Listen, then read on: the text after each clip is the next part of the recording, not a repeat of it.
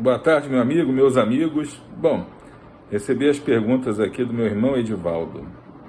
E como é que eu posso responder? Então, preferi gravar um vídeo, já mando para vocês aí, respondendo a 3 perguntinhas aqui bem interessantes. Primeira, com o recebimento por quilômetro rodado, linhas poderão ser suprimidas? Sim, acredito que linhas poderão ser suprimidas, linhas poderão ser criadas, toda uma nova malha de transporte pode ser implementada aí na cidade. Por quê?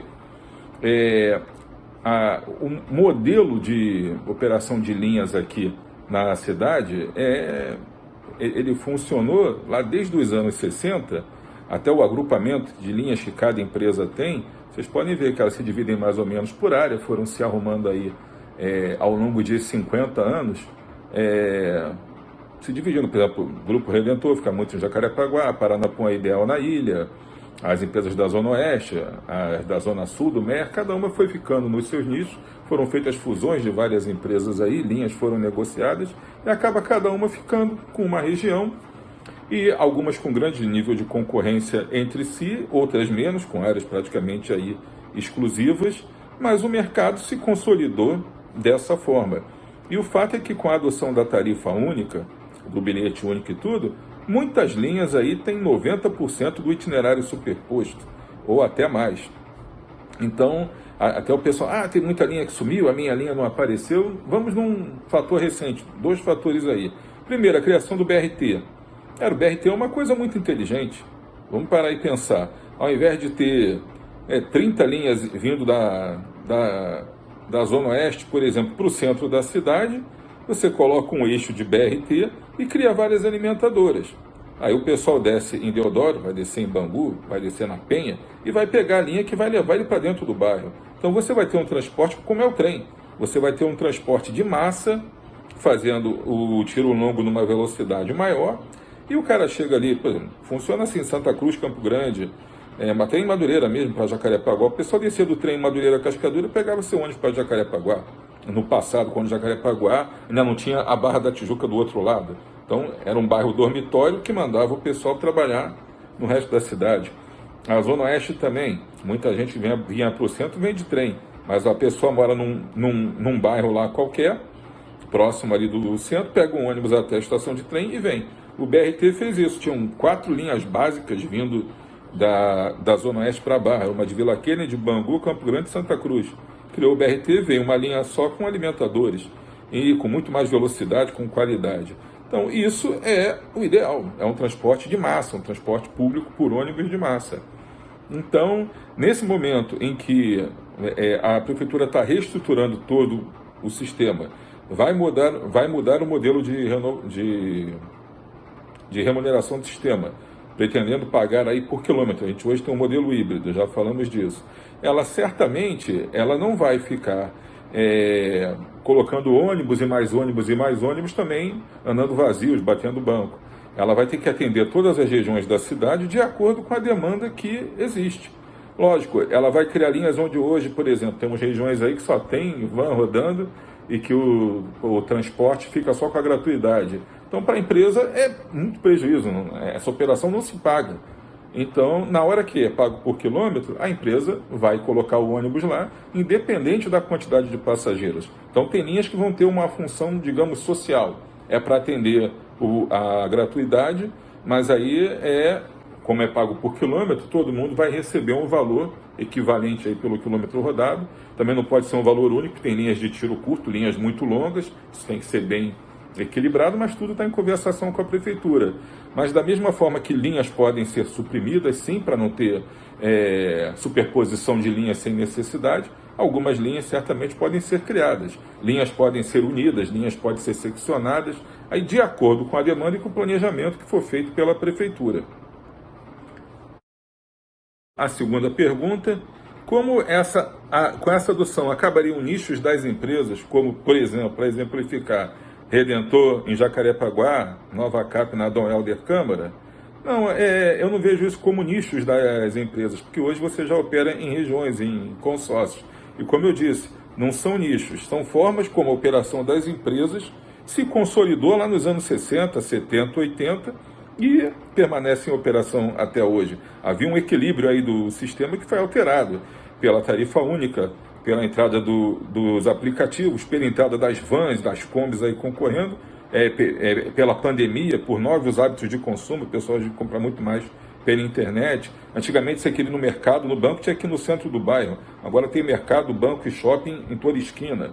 Então, fora os aplicativos de banco, as compras por delivery, então há toda uma mudança de hábitos. E essas empresas continuam operando dentro dos consórcios a que são associadas, nas linhas que foram licitadas pela prefeitura para cada área.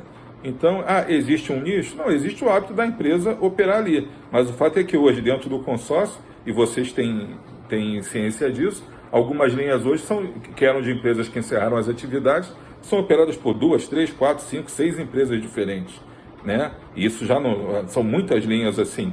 Então, os consórcios mesmo tratam de dar uma cobertura para determinadas áreas.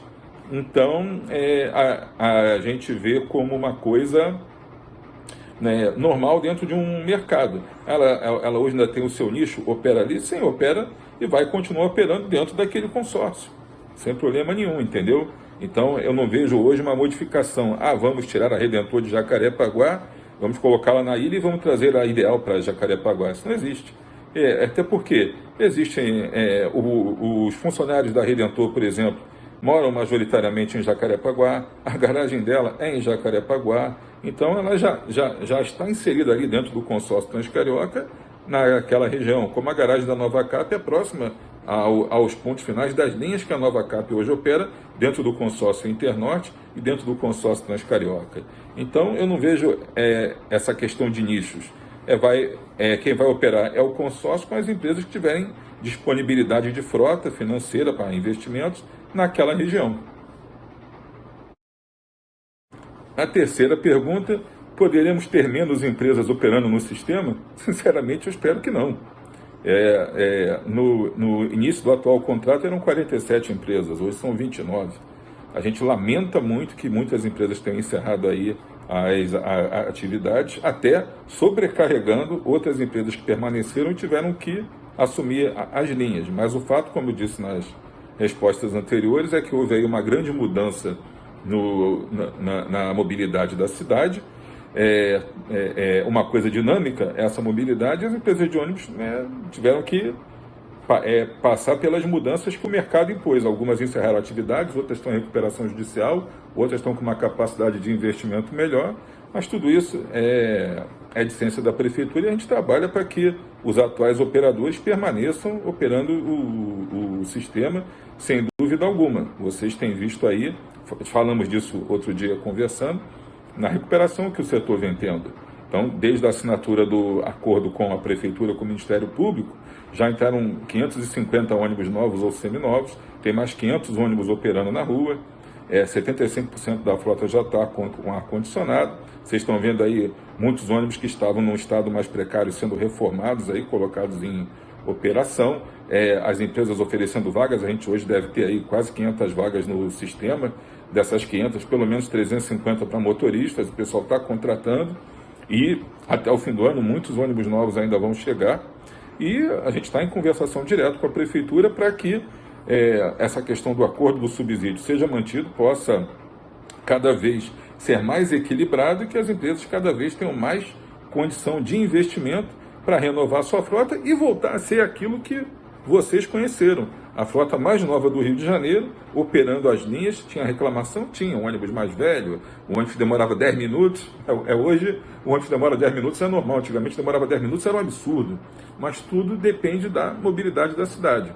Eu acho que a grande discussão que a gente tem que ter não é se vai ter menos empresa operando no sistema, se tem nicho de empresa, se as linhas poderão ser suprimidas. O que a gente tem que discutir, gente, é que mobilidade urbana a gente quer para o Rio de Janeiro, como que essa cidade pode funcionar, porque não adianta eu ter um ônibus novo e ter todas as empresas e o ônibus novo ficar preso no engarrafamento junto com o ônibus velho e com milhares de carros de passeio e não ter velocidade comercial. Então isso não adianta. Não adianta eu ter o trem que não funciona, o metrô que não funciona, a barca que não funciona, as vans invadindo tudo, não. Os aplicativos fazendo o que querem. Agora é mototáxi, moto isso, moto aquilo. Então tá uma bagunça na cidade, a verdade é essa, ainda está. E a prefeitura tem trabalhado para melhorar isso. Então o que a gente tem que fazer? Sentar, mais uma vez eu repito isso, e vou falar isso sempre. Temos que sentar empresas, operadoras hoje do sistema, detentoras do contrato, prefeitura, Ministério Público, Justiça, imprensa, sociedade civil organizada, para a gente definir técnicos das universidades, especialistas em transporte, para a gente discutir que mobilidade a gente quer para o Rio de Janeiro, como ela pode ser feita, quem serão os atores, quanto isso vai custar e quem vai pagar a conta. Vamos ter tarifa zero? Vamos ter um subsídio maior? Vamos ter mais VLTs? Vamos ter mais BRS? Então, essa discussão tem que ser feita para que a população inteira, não é só as empresas de ônibus ou a prefeitura, para que a população tenha uma qualidade de vida melhor, tenha um trânsito melhor, uma mobilidade melhor, que só traz ganhos para todo mundo. E as empresas são apenas uma engrenagem dentro de toda essa máquina. E é importante que essa discussão, que já vem sendo mantida, não só no Rio, mas em todo o país, seja cada vez mais evidenciada, que as pessoas participem cada vez mais disso e que a gente possa buscar soluções que atendam a todas, deixando as empresas operando, empregando, pagando seus funcionários, gerando emprego, transportando a população dessa cidade com a qualidade que ela merece.